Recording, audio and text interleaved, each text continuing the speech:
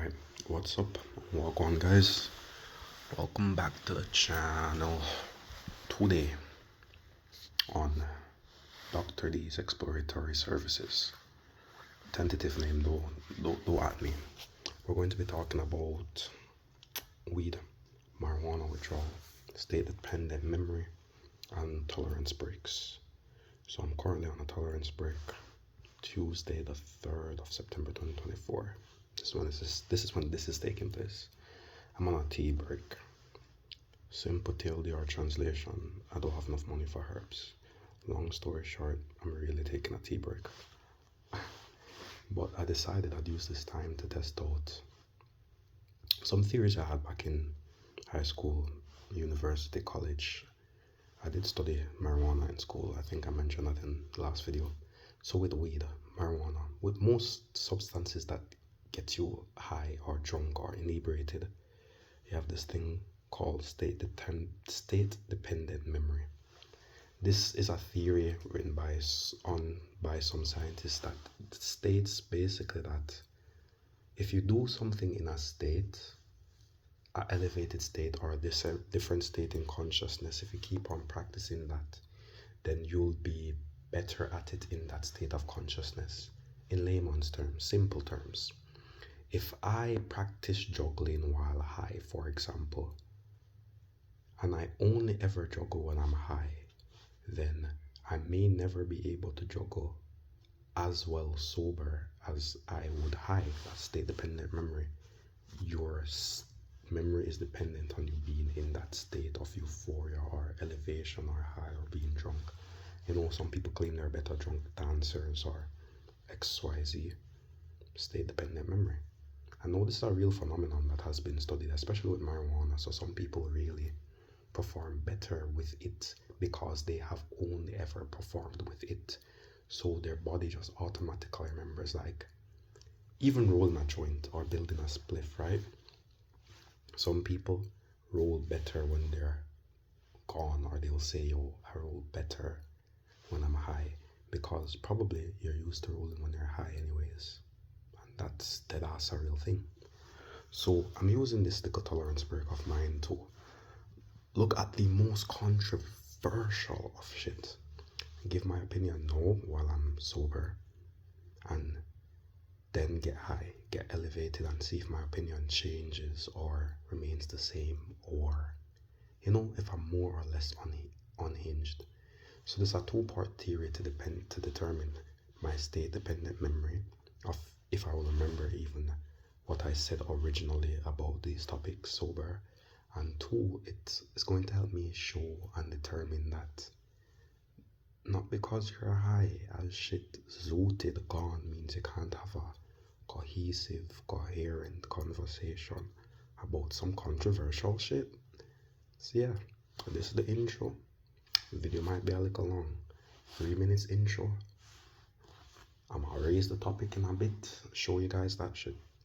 Then I'm gonna show you me getting elevated, which might be on a different day. So yeah, and then edit them together and show you my takes after elevation, my takes before elevation, what I do to get elevated. Yeah, stay tuned.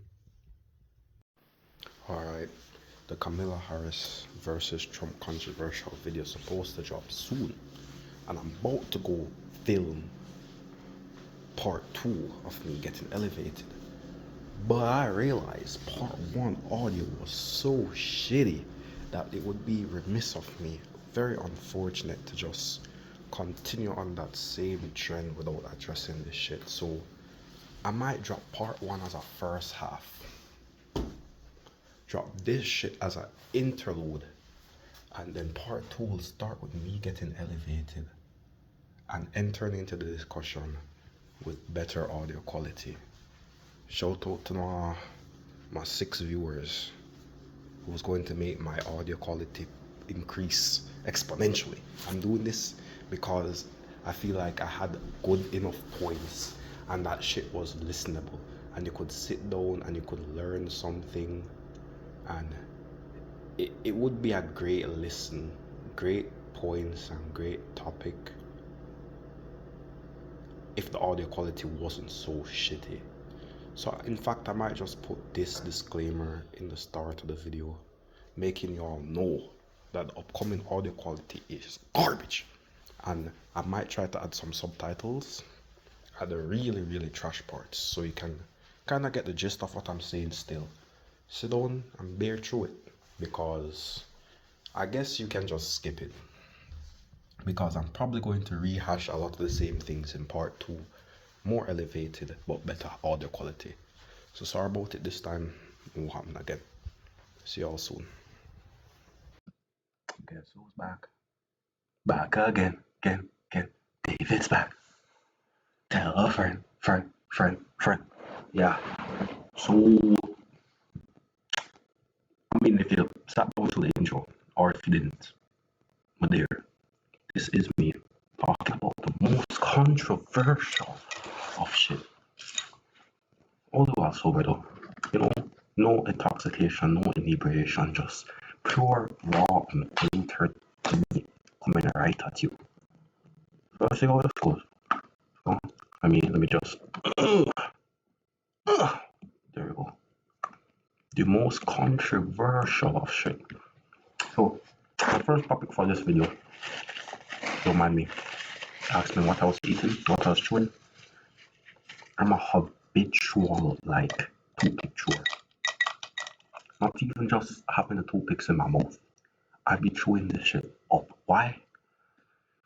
I think it's a mix of, like, a oral fixation from growing up, you know, being weaned off breastfeeding too early, and then I went into biting my fingernails, and I used to bite on my pencils, and then the oral fixation developed probably into adulthood, causing me to want to smoke, and then now I just bite this shit. It helps me. I'll literally chew it up like nothing. Good for your teeth, bill bones. Anyways, the most controversial shit, part 1, sober. And the first topic of the day on this video, because in order not to make it too long, I'm really going to like break it down into parts. So this is part 1, topic 1 of most controversial shit, the upcoming election. So let's get this one all the way. Look, let me try to read what the video was described here. Let's get this boy one thing, big boy of a topic out of the way. Clearly, I was sober about that. Real quick to make room for more important spiritual and self-help shit later on. So real quick, America, or the United States of America's upcoming general presidential election. Now, my initial thoughts on this is like, what does it have to do with me? Why should I be bothered about it? Why should I vote? I think that's a lot of like younger people's stance on this. Like, either way, politicians not really doing anything for us as young people. They're really just sprouting shit, talking nonsense. They're going to do whatever they want to do anyway. So like, initial opinion of all elections and all politics, especially being like a Caribbean native and Caribbean born, how this plays into politics. Politics everywhere in the world is messy, right? But we have a lot of political nepotism in the Caribbean where it's just like almost corruption, where people can just buy your votes and buy support from the general masses, the general public. So never have I ever growing up really thought about, yo, I'm going to vote and this is who I should be voting for. Being that now I'm more mature, I'm been voting age for like 6 years now. 18, 19, 20, 21, 22, 23, 5 years, going into my 24 years of life. I've never voted once in any country that I've resided in, been a resident in, because it just never seemed to make sense to me. But now, migrating, being a first generation immigrant to North America, I'm thinking about, wanting to own a house and a car and land and shit. Maybe I have to start watching politics more. Maybe I have to start paying attention to who's really going to make the decisions that are good, more viable, that are actually going to help out the economy, that are actually going to help the country, that's actually going to provide something of meaning and substance. That being said, I'm not even in America, so it goes back to why shouldn't it even bother me? But I'm in Canada, and what affects America will affect Canada. And Canada is already suffering from poor management, poor leadership. In lack of a better terms, I hate to say it. Like, if you fuck with Trudeau or you're a Trudeau fan or follower, that's good for you. But from an outside perspective looking in, the shit could have been run better. But we're not here talking about that. That's a few months from now. Next year topic. This year topic, upcoming US election versus Trump versus Kamala Harris. Very, very, very, very, very, very polarizing figures. Very, very, very, very tough topic to talk about because, well, one, who really wants either of those guys to win, right? Let me pause this for a second. Why? So I can pull up some reference. Alright, sorry, continuing. I just really wanted to get this shit up on the screen. So yeah, this is what we're working with here. These two goons for president, for prime minister, president in Caribbean countries that are still monarchical. So if you're still under the British colonies, you're going to have a prime minister, which is why England has a prime minister. Colonies such as Jamaica has prime ministers. If you're an independent country or a republic, you're gonna have a president. USA has a president. If you're communist, supreme leader, I guess. I don't know. Who knows? Anyways, to continue my little rant here, my little state dependent memory test, so ranty, remember. So these two goons here, and how I really feel about this dead ass, it's like picking between the lesser of two evils. But here's the problem. I'm black. I'm really dead ass supposed to be like, go Kamala. She's Jamaican heritage to family in St. Anne, which is where my mother and my grandmother's family, my maternal side, comes from. But I, for the life of me, couldn't see myself, if I was American citizen, voting for her. Non-bias, like, it's not because she's a woman, nothing to do with the LGBT feminist movement or whatever it is she supports, being liberal and progressive and democratic. And usually you think, yeah, that's the side you need. But there's so much flaws and red flags in this. First of all, you realize that she is a part of the current administration. Joe Biden, Kamala Harris, she's the current vice president. So it feels a little weird to me that it's giving figurehead. You get me? It's giving figurehead. Biden obviously was going to win. That man needed to retire senile old. But you can't bring up old and senile without realizing Trump is not much younger. Well, at least Trump isn't dementia ridden and wasn't waving the wrong way at pictures and, still have his mental acumen. Mind you, still, he could be my father's father.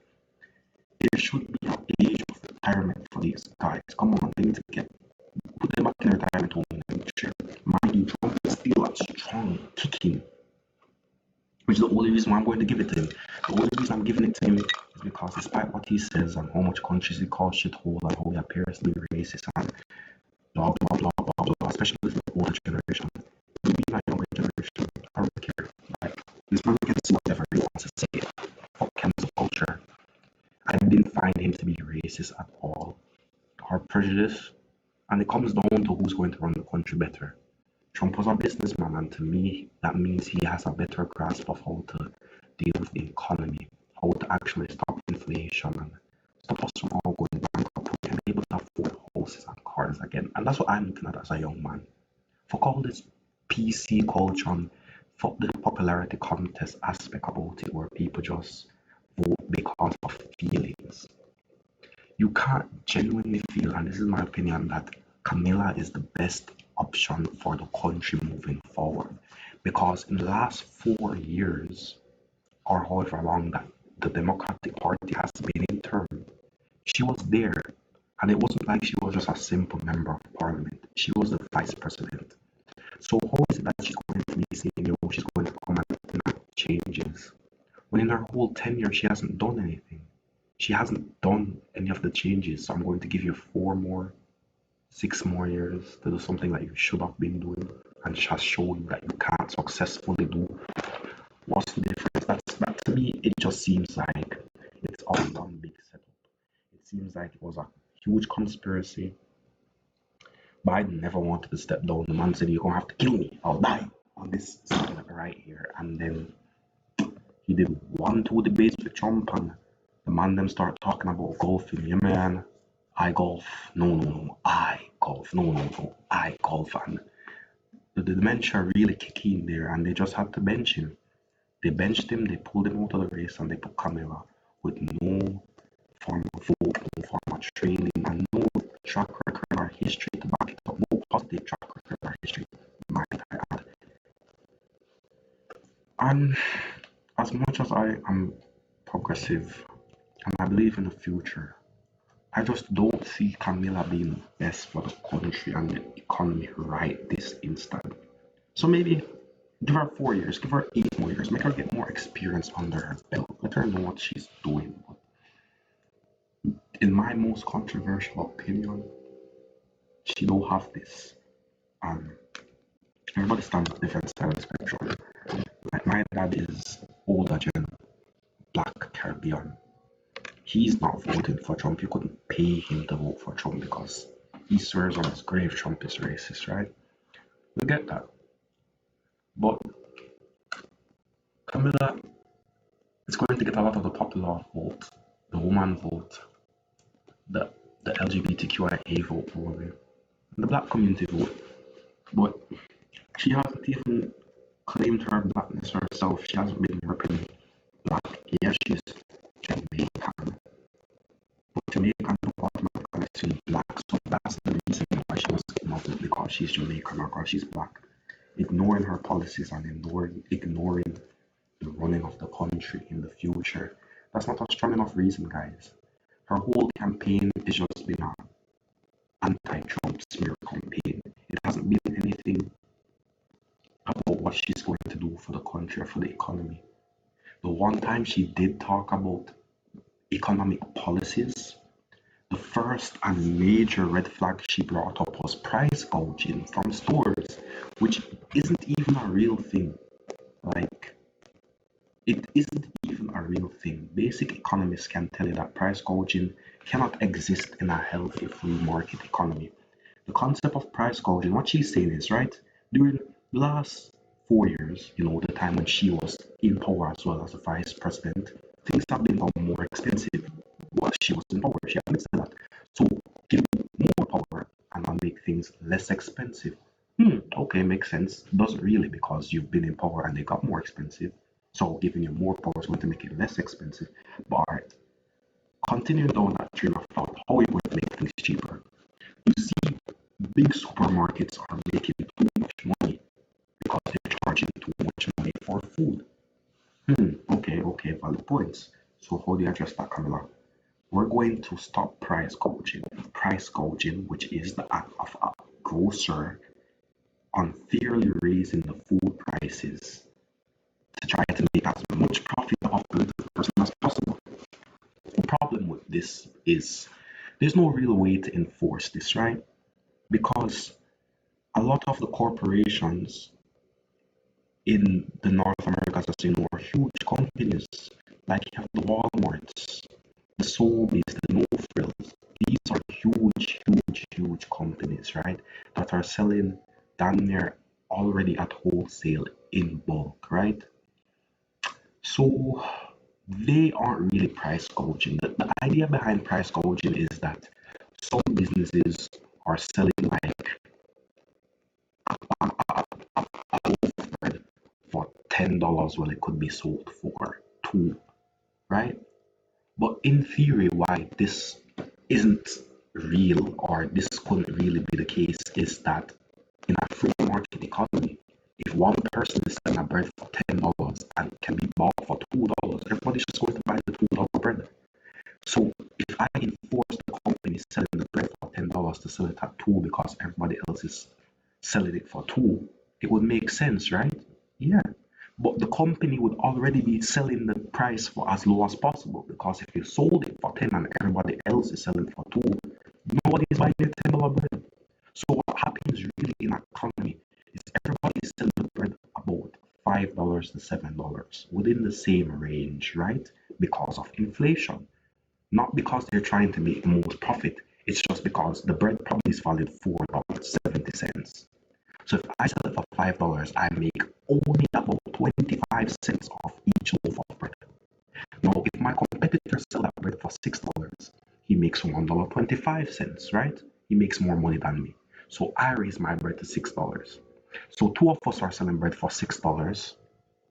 Uh, our next competitor comes and sells bread for $5. We're going to have to drop our price, so everybody's going to buy that $5 bread.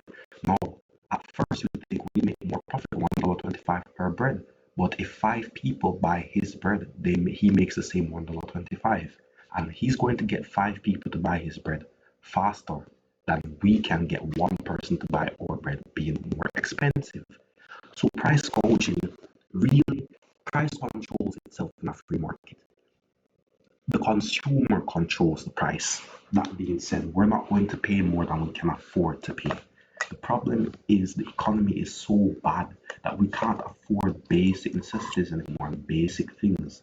And enforcing groceries to sell it for less and causing them to have less reduced profits isn't the answer, because it wasn't like they were the grocers or the ones that were inflating the price. Because if you think about it this way, if they increase the price more than the competitors, they're going to lose business, going out of business, having to lay people off. So therefore, it's a cycle. It's like it's cyclical in a way that it doesn't make sense. There's no reason for any business to price gouge, to raise their price so high that nobody would buy from them. Every business would generally roughly work without the same range. And then, okay, if there is price gouging, how do you control it? If a lot of the things that we sell in our economy aren't even produced in our economy, they're imported. So the persons who import them into our country is going to have to pay the import fee, pay the licensing fee, pay the tariffs, and then have to try to sell it back to us, the consumer, and make a profit so they can still keep their lights on. How much is a reasonable profit for them to make? One, how much, who determines the base standard cost of goods? Is one loaf of bread going to be $3 everywhere in the whole United States of America? So that if a person sells it for $5, we can know, all right, that's price gouging. Stop them, take it off $2. It's impossible, because it's impossible to know the price of production. It's impossible to know the exact price of this. It's impossible to enforce a law like that. It's really very much impossible. It wouldn't make any sense, because it's unenforceable. It's cyclical. It's because nobody's really going out of the way to charge more than somebody can afford. If I know you have $10 in your pocket and I'm a businessman and I'm trying to get that $10 out of your pocket, I'm not going to sell something for $15. You just look at me and laugh and walk away because you can't afford it. I might sell it for $9.75, right? Maybe I can get it for $9.75. But if my competitor has the same thing, same quality for $5, you're not buying from me anyways. It's going to make me have to drop my price to $5 if I want to get sale. Therefore, the whole concept of price gouging is an imaginary concept. Yeah, that being said, that's probably the only major, aside from the like 10 minutes of previous rantings. Couple red flags. Just a few red flags in the fundamental knowledge, which goes to show you that this lady, this woman that we're about to vote in power, and I say this to say I had this debate with my dad, and I bring this back up because that died hard black will never vote anti-Trump. But I told him, and I said this almost jokingly, and I don't want to start a conspiracy or anything like that, but right now Trump still has the popular vote. But the way the world's moving, Kamala might still win. And I'm afraid to admit that my biases will probably tell me that if she wins, it's going to be electoral college, like, because who's really voting for her based off policies? So if she's winning, it's going to be a popularity contest. It will make up my mind that it's definitely just a popularity contest, or votes don't matter. It's electoral college all the way. Mind you, I'm not a diehard Trump supporter of her. I just think that has better business sense than that. We need somebody who at least understands the basic concept of a free market and economy. Because if Camilla goes on to enforce price gouging, which can't be proved and can't be maintained, it's really a form of communism. A lot of people have made this point. But if the government comes in and tells a mom and pop shop that they have to cut down how much money they're selling their products for because they're selling it for too much, it's going to run the mom and pop shop straight out of business. The only persons who can afford to sell for the bare minimum without making any profit at all are going to major corporations, the Costco's, the Walmarts, right? So they're effectively trying to nuke the middle class type vibe. They're really trying to nuke the middle class. And the next thing about the difference between a democracy is where you have multiple parties and you vote. And then you have capitalism, where we have exchange of goods and service for monetary gains, substances, bartering, trading, gold comes back to the gold standard, which also American dollar has not been on gold standard for years, which means, yeah, but in a free market, capitalism is supposed to be a free market where trade is freely able. Like if I have this and you think this is worth $10, I should be able to get something valued $10 for it. That's trade, that's a free market. The second you tell me that I'm not able to sell this for what I think it's valued, it's no longer a free market. You get what I'm saying? If you're imposing limitations on how things are being sold and not letting the consumer decide what the price is, it's no longer a free market type vibe. It's not free by definition. If you're putting tariffs and taxes and controls and laws on it, it's not a free market. So in theory, it might sound good to spit it out to your adoring fans, because remember, it's just a popularity contest. Yeah, I'm gonna make things cheaper by making sure grocery stores sell things for cheaper.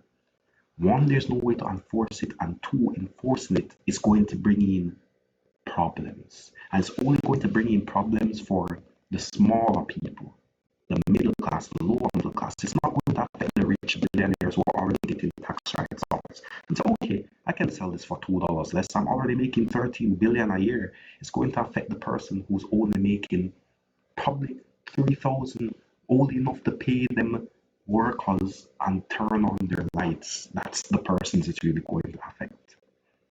So, in theory, of my most controversial topic so far, completely sober, conscious minded, of sound mind. I'm telling you, this is my opinion. But you know, maybe my opinion change when I get elevated. So stay tuned, find out, let's see. Yeah, man. Transition in 3, 2, 1.